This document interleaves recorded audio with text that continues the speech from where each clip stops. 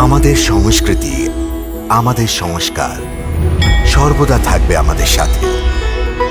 ভারতের মহান গ্রন্থ আর কাব্যের সম্পূর্ণ সংকলন। সাবস্ক্রাইব করুন তিলক।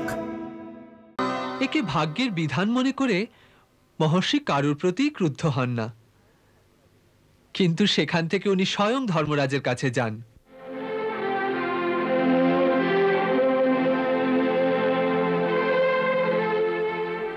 জ্ঞাতসারে আমি জীবনে তো কোনো পাপ করিনি, কিন্তু অজ্ঞাতে এমন কি পাপ ঘটলো যার জন্য এই ভীষণ ফল ভোগ করতে হলো?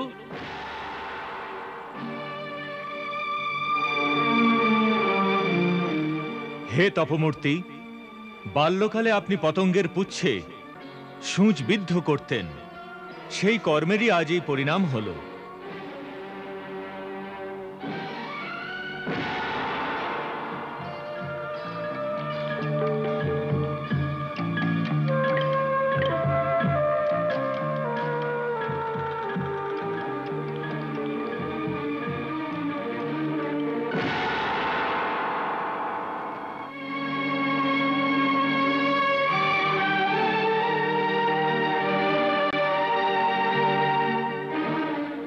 ধর্মশাস্ত্র অনুসারে জন্ম থেকে আরম্ভ করে 12 বছর পর্যন্ত বালক যা কিছু করে তাকে অধর্ম মানা হয় না, কারণ ওই সময় পর্যন্ত বালকের ধর্মশাস্ত্রের জ্ঞান থাকে না।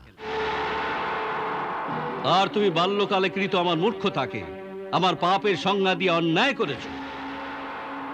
দ্বিতীয় কথা হলো যে তুমি ভুলে গেছো যে ন্যায়াসনে উপবিষ্ট যে কেউ অপরাধের মাত্রা দেখেই দণ্ড প্রদান করেন, সেই মাত্রার থেকে অধিক দণ্ড প্রদানে অন্যায়ের ভাগী হতে হয়। আর স্বয়ং ন্যায় প্রদানকালে যে অন্যায় করে তাকে ভীষণ অপরাধী বলা হয়। মনে রেখো ধর্ম, এই পাপের দণ্ড ভোগের জন্য তুমি মনুষ্য জন্ম ধারণ করে এক শূদ্র মাতার গর্ভে ধরাতলে জন্মাবে,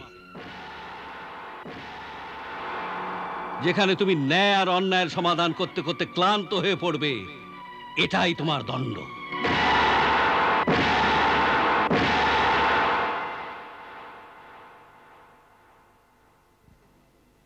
তাই মহাত্মা মান্ডব্যের অভিশাপের কারণ উনি হলেন সাক্ষাৎ ধর্ম, যিনি ধরণীর ওপর বিদুরের রূপে এক শূদ্রাণী দাসীর গর্ভে জন্ম নিয়েছেন।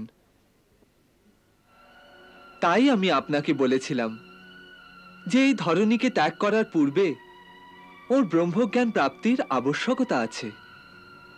এখন আমি বুঝলাম প্রভু যে ওর হৃদয়ে আপনার প্রতি এত অগাধ ভক্তি কেন। আচ্ছা, উনি কি স্বয়ং ওর পূর্বজন্ম সম্বন্ধে জানেন?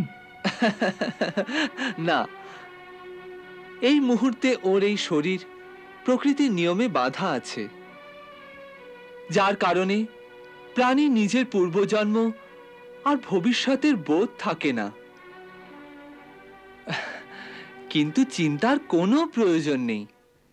এই ধরণীকে ত্যাগ করার পূর্বে ওর আবার ব্রহ্মজ্ঞানের প্রাপ্তি অবশ্য হবে। ততক্ষণ ওকে ঋষির দেওয়া অভিশাপের ফল ভুগতে দিন আর মায়ার খেলা দেখতে থাকুন। আচ্ছা বলুন তো, আপনাকে যে কার্যের জন্য পাঠিয়েছিলাম তা তো নিষ্ফল হয়ে গেছে। প্রভু, তা তো আপনি পূর্বেই জানতেন। আর সে বিষয়ে যে ইঙ্গিত আমি যাবার সময় আপনি করেছিলেন তা আমি বুঝে গেছিলাম প্রভু। এখন এই চিন্তা করুন যে হস্তিনাপুরবাসীরা তো সাহায্য করতে অস্বীকার করেছেন। এখন আপনি মথুরার সুরক্ষার কি ব্যবস্থা করেছেন?